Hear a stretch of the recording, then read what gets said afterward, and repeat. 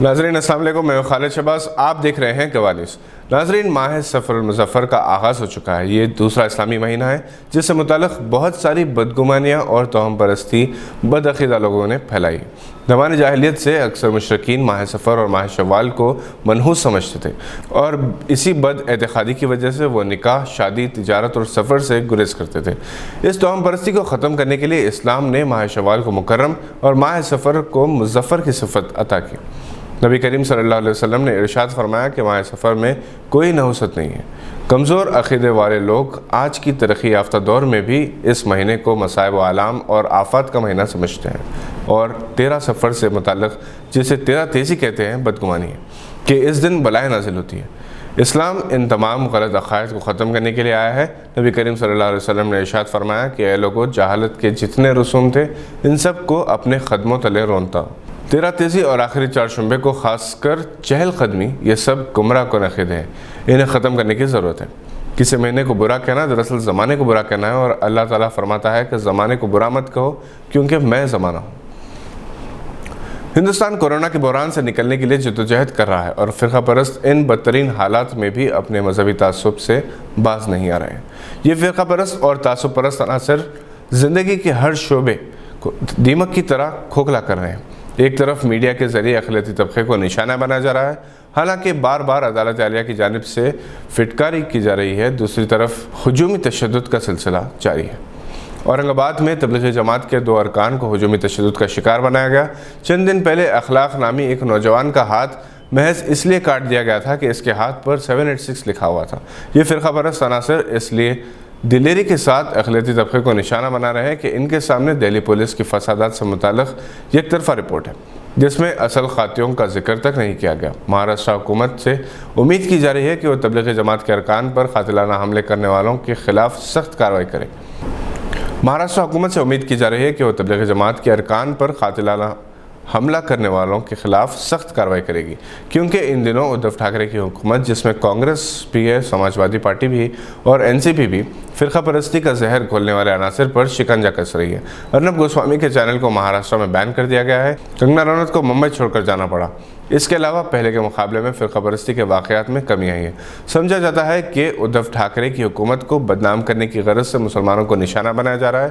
اس سے پہلے 2 سادھوؤں کو نشانہ بنایا گیا تھا۔ مسلمانوں پر الزام عائد کیا گیا تھا، مگر ادھو ٹھاکرے کی حکومت اور مہاراشٹر پولیس نے تحقیقات سے ثابت کیا کہ سادھوؤں پر حملہ کرنے والے بھی غیر مسلم شرپسند عناصر تھے۔ NCPL کے ڈائریکٹر ڈاکٹر شیخ عقیل احمد نے کہا کہ اردو زبان سے وزیر اعظم مسٹر نریندر مودی کو محبت ہے، اور وہ اس زبان کے رسم الخط اور رسومیات سے خاص طور پر متاثر ہیں۔ یہی وجہ ہے کہ ان کے دور حکومت میں قومی کونسل برائے فروغ اردو زبان کی کارکردگی میں غیر معمولی تیزی، استحکام اور بہتری آئی ہے۔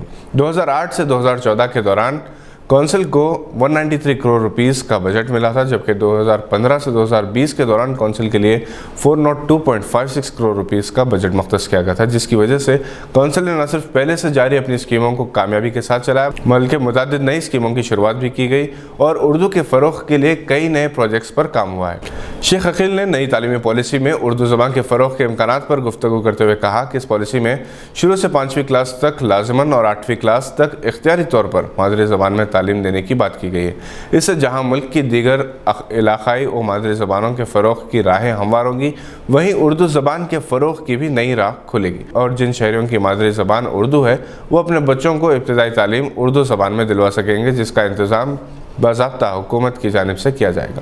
اس طرح اس پالیسی میں خصوصیت کے ساتھ ان زبانوں کے فروغ کے لیے مرکزی حکومت کی سرپرستی میں اداروں کے قیام کی بات کی گئی ہے، جو کسی ریاست کی پہلی زبان کے طور پر مستعمل نہیں ہے۔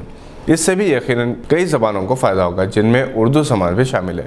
نئی تعلیمی پالیسی کے نفاذ کے بعد طلباء کو اعلیٰ تعلیمی نظام میں مضامین کے انتخاب کی بھی آزادی ہوگی، چنانچہ اردو والے اپنی دلچسپی کے کسی بھی سبجیکٹ کو پڑھ سکتے ہیں۔